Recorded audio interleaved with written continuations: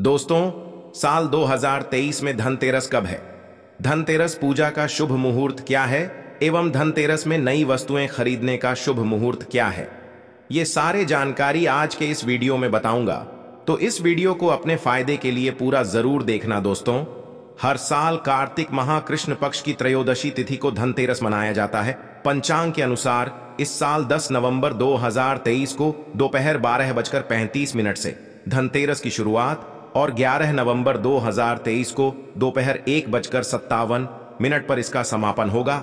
धनतेरस पर पूजा का शुभ मुहूर्त शाम 6:20 से शुरू होगा, जो कि रात 8:20 तक रहेगा।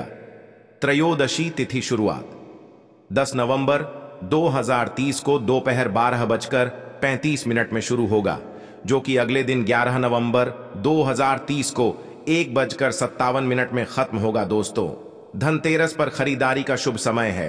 धनतेरस सोने, चांदी और बर्तन या घर का कोई भी सामान खरीदने का शुभ मुहूर्त है। दोपहर 2:35 से शाम 6:40 तक रहेगा। अगर आप इस दिन खरीदारी नहीं कर पाते तो आप अगले दिन यानी 11 नवंबर को दोपहर 1:56 तक खरीदारी कर सकते हैं, क्योंकि धनतेरस तिथि अगले दिन दोपहर तक रहेंगी। दोस्तों, अब आइए जानते हैं कि धनतेरस के दिन हमें कौन कौन सी वस्तुएं खरीदना चाहिए। दोस्तों, यह जानकारी बताने से पहले आप सभी दर्शकों से छोटी सी प्रार्थना है। आप अभी इस वीडियो को लाइक नहीं किए हैं तो वीडियो को लाइक कर दीजिए और चैनल को सब्सक्राइब जरूर करना। दोस्तों, 5 दिनों तक चलने वाले दीपावली के महापर्व में धनतेरस का त्योहार सबसे पहले दिन मनाया जाता है और हिंदू पौराणिक मान्यता के अनुसार धनतेरस की तिथि पर भगवान धनवंतरी का जन्म हुआ था। भगवान धनवंतरी को आयुर्वेद और अच्छी सेहत के देवता के रूप में पूजा जाता है। दिवाली पर धनतेरस के दिन भगवान धनवंतरी की पूजा करने से जीवन में सुख, समृद्धि, ऐश्वर्य और अच्छी सेहत का आशीर्वाद हासिल होता है। साथ ही इस दिन खरीदारी करना भी बहुत शुभ समझा जाता है। धनतेरस के दिन हर तरह के शुभ कार्य शुरुआत किए जा सकते हैं। इस दिन विशेष रूप से सोना और चांदी के आभूषण, नए बर्तन आदि खरीदे जाते हैं। धनतेरस के दिन इस तरह के विशेष चीजें खरीदने पर मां लक्ष्मी जी का आशीर्वाद मिलता है। ऐसी मान्यता है कि धनतेरस के दिन हम जिस भी वस्तु की खरीदारी करके लाते हैं उसमें 13 गुना की वृद्धि होती है।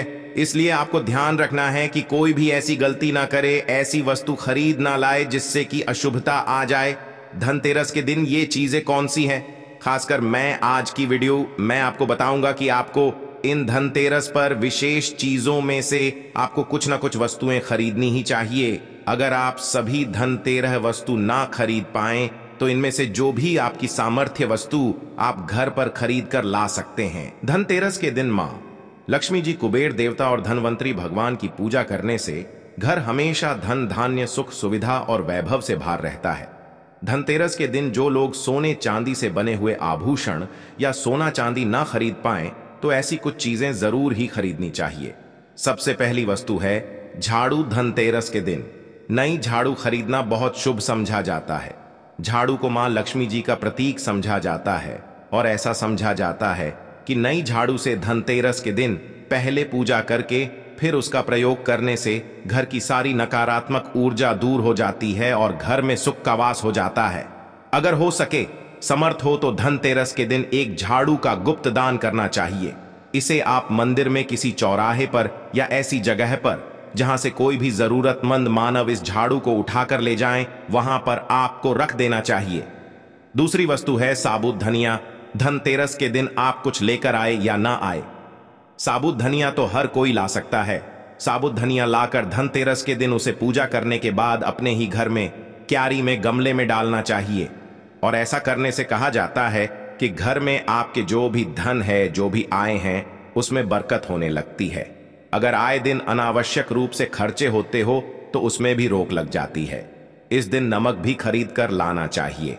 नमक अगर आप डेली वाला लाते हैं तो और भी शुभ है, परंतु आजकल डेली वाला नमक मिलना हर जगह पॉसिबल नहीं होता है। तो आप जो भी नमक आपको मिल पाता हो वह नमक आप इस दिन घर पर लेकर आए। धनतेरस से लेकर दीपावली के अगले दिन गोवर्धन पूजा और भाई दूज तक आप इसी नमक का उपाय करें और इन 4 दिनों तक लगातार आपको नमक का पोछा भी घर में लगाना चाहिए। ऐसा करने से दरिद्रता दूर हो जाती है और घर से नकारात्मक ऊर्जा भी दूर हो जाती है। चौथी वस्तु जो आपको घर पर लानी चाहिए वह है गोमती चक्र। कहते हैं कि जिस घर में गोमती चक्र होता है वहां सुख, सौभाग्य और समृद्धि की वृद्धि होती है।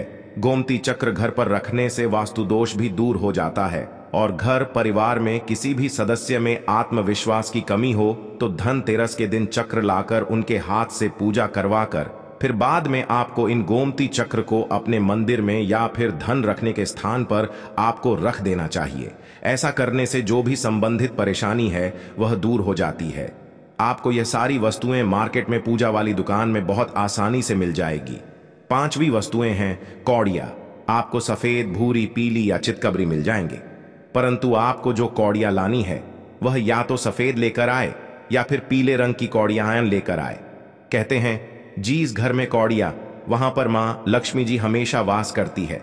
कौड़िया लक्ष्मी जी को आकर्षित करती है, इसलिए आज के दिन आप 5, 7, 11 या 13 कौड़ियां लाकर आप चाहें तो धनतेरस की शाम को या फिर दीपावली की रात को इनकी पूजा करके रोली, अक्षत, कुमकुम अर्पित करके फिर एक लाल कपड़े में बांधकर आपको अपने घर में जहां पर भी आप धन रखते हैं वहां रख देना चाहिए। हर साल आप इन्हीं पुरानी कौड़ियों की पूजा कर सकते हैं। हर साल आपको कौड़ियां खरीदने की आवश्यकता नहीं है। अगर आप नहीं कौड़ियां देना ही चाहते हैं तो पुरानी कौड़ियों को अब जल में प्रवाहित कर दें। छठी वस्तु है श्री यंत्र। श्री यंत्र खरीदते समय देख लीजिएगा कि उस पर सभी चिन्ह, सभी जो भी निशान होते हैं वह अच्छे से अंकित होनी चाहिए। श्री यंत्र जिस घर में होता है नियमित रूप से श्री यंत्र की पूजा जिस घर में होती है वहां पर भी कभी धन की कमी और बुरी शक्तियों का अभाव नहीं रहता है। श्री यंत्र की उत्पत्ति को लेकर धार्मिक पुराणों में उल्लेख मिलता है कि एक बार महालक्ष्मी जी प्रसन्न होकर पृथ्वी से बैकुंठ लोक चली गई। माता के चाले जाने से धरती पर समस्याएं प्रकट हो गई। ब्राह्मण और महाज बिना लक्ष्मी जी के निधन हो गए। तब ब्राह्मणों में श्रेष्ठ वशिष्ठ मुनि ने निश्चय किया कि मैं लक्ष्मी जी को प्रसन्न कर पृथ्वी पर वापस ले आऊंगा। जब मुनि वशिष्ठ बैकुंठ में जाकर मां लक्ष्मी जी से मिले तो उन्हें पता चला कि मां लक्ष्मी जी तो अप्रसन्न है और वह किसी भी स्थिति में पृथ्वी पर आने को तैयार नहीं है। सब वशिष्ठ जी ने वहीं पर बैठकर भगवान विष्णु की आराधना शुरू कर दी। नारायण ने प्रसन्न होकर मुनि वशिष्ठ को अपने दर्शन दिए। वशिष्ठ जी श्री हरि विष्णु से कहा कि हम पृथ्वी पर बिना लक्ष्मी जी के बहुत दुखी, हमारे सारे आश्रम उजड़ गए, धरती पर वैभव खत्म होने वाला है। यह सुनकर भगवान विष्णु वशिष्ठ मुनि को साथ लेकर महालक्ष्मी जी के पास गए और उन्हें मनाने की कोशिश की, परंतु फिर भी मां लक्ष्मी जी नहीं मानी। तब उन्होंने कहा कि मैं किसी भी स्थिति में पृथ्वी पर वापस जाने को तैयार ही नहीं हूं। जब चारों दिशाओं में मां लक्ष्मी जी के पृथ्वी पर वापस न आने की बात फैल गई, तब देवताओं की गुरु बृहस्पति जी ने एक युक्ति सुझाई। उन्होंने कहा कि अब श्री यंत्र साधना ही एकमात्र उपाय बचा है जिससे मां लक्ष्मी जी को धरती पर आना ही पड़ेगा। गुरु बृहस्पति जी के निर्देशों से श्री हरि ने धातु पर श्री यंत्र का निर्माण किया और उसे मंत्र सिद्ध प्राण प्रतिष्ठा युक्त करते हुए दीपावली के 2 दिन पूर्व धन त्रयोदशी को श्री यंत्र पर स्थापित करके विधि विधान से उसका पूजन किया। पूजन खत्म होते होते माता लक्ष्मी जी को वहां आना ही पड़ा और वे बोली कि मैं किसी भी स्थिति में यहां आने के लिए तैयार नहीं थी, ये मेरा प्रण था, परंतु बृहस्पति जी की युक्ति से मुझे आना ही पड़ा। श्रीयंत्र मेरा आधार है और इसी में मेरी आत्मा भी बसती है। यही कारण है कि धनतेरस के दिन श्रीयंत्र खरीदना चाहिए और अपने घर में स्थापित करना चाहिए। 7वीं या वस्तु है 7 मुखी रुद्राक्ष की माला या फिर 7 मुखी रुद्राक्ष। अगर आप धनतेरस के दिन 7 मुखी रुद्राक्ष को घर पर लाते हैं और फिर उसकी विधि विधान से पूजा करते हैं या भगवान शिव की पूजा में आप इस रुद्राक्ष को उपाय करते हैं, किसी भी मंत्र का जाप करते हैं, तो उससे भी आपके घर में कभी परेशानी नहीं, किसी तरह का कोई अकाल मृत्यु का भय नहीं रहता, क्योंकि दीपावली दीपों का त्योहार होता है और इस दिन अपने घर में अपने सामर्थ्य के अनुसार दीपक जलाए जाते हैं। धनतेरस के दिन भी दीप जलाने चाहिए। अगर आप चाहते हैं आपके घर में साक्षात मां लक्ष्मी जी का वास सदा बना रहे, पूरे वर्ष भर आपके घर में धन की कोई कमी न रहे, आपको कभी कर्ज लेने की नौबत ना आए, तो ऐसे में धनतेरस की शाम को आप 13 दीपक घर के अंदर और 13 दीपक घर के बाहर जलाए। ऐसा करने से भी लक्ष्मी जी का आशीर्वाद हासिल होता है। और धनतेरस के दिन 8वीं जो वस्तु है वह आपको मिट्टी के दीपक जरूर खरीद कर लानी चाहिए। मिट्टी के दीपक आप अपनी सामर्थ्य के अनुसार खरीद कर ला सकते हैं। अगर हो सके तो किसी जरूरतमंद को जहां पर धन का अभाव हो, ऐसे घर में आप मिट्टी के दीपक का तेल सहित और बाती रुई सहित दान भी कर सकते हैं। 9वें वस्तु है जो आपको खरीद कर लानी चाहिए, वो है लक्ष्मी जी और गणेश जी की मूर्ति। वैसे तो मिट्टी की मूर्ति ही घर पर लाना होता है, परंतु अगर आप मिट्टी की मूर्ति ना लाना चाहे तो धातु की मूर्ति, जैसे कि आप चांदी की, सोने की, पीतल की मूर्ति भी घर पर ला सकते हैं।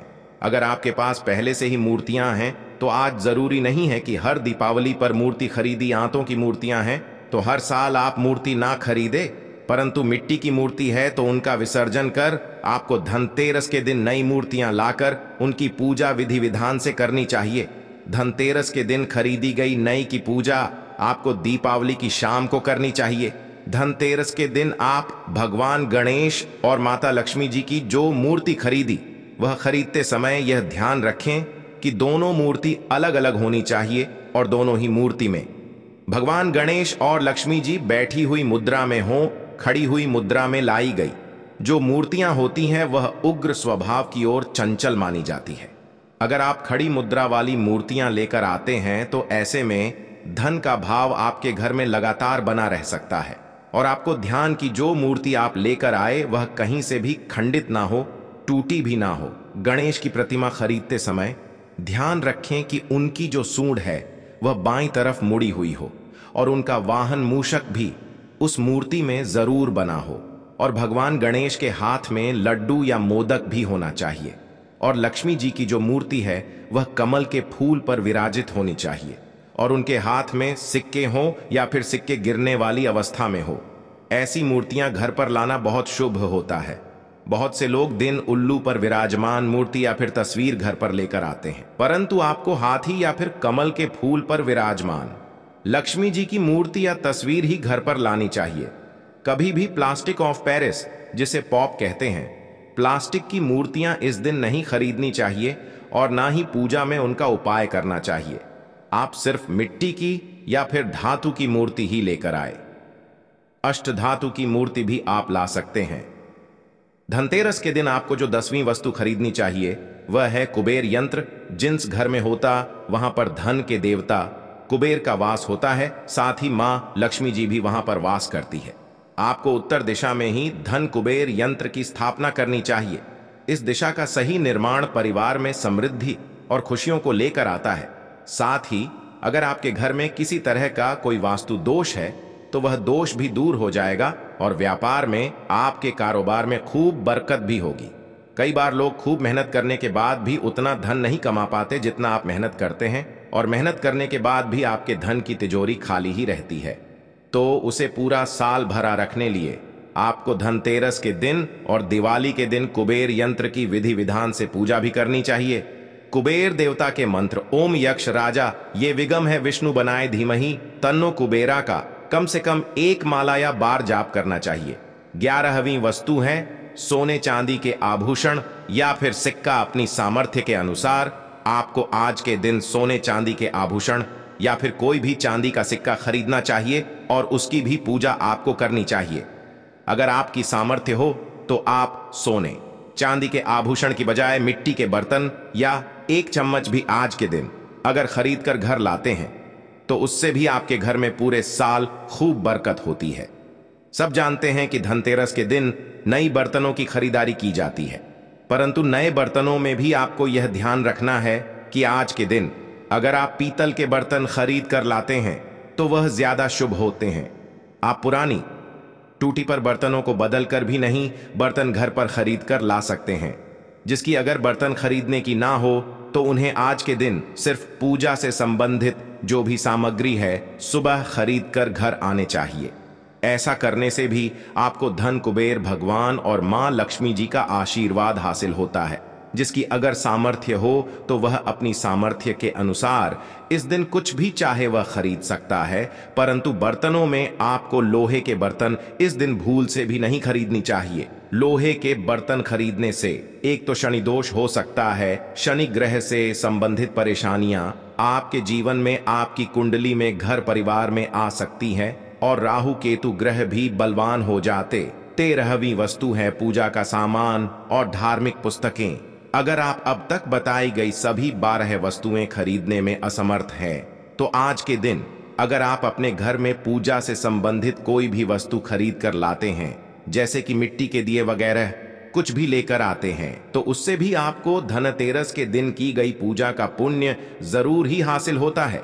अगर आपको पूजा से संबंधित कुछ सामान लाना है, जैसे कि रोली, अक्षत, कुमकुम, कलावा या फिर कोई भी सामान, लौंग, इलायची, पान सुपारी, बताशा, तो वह भी आप इस दिन खरीद कर ला सकते हैं।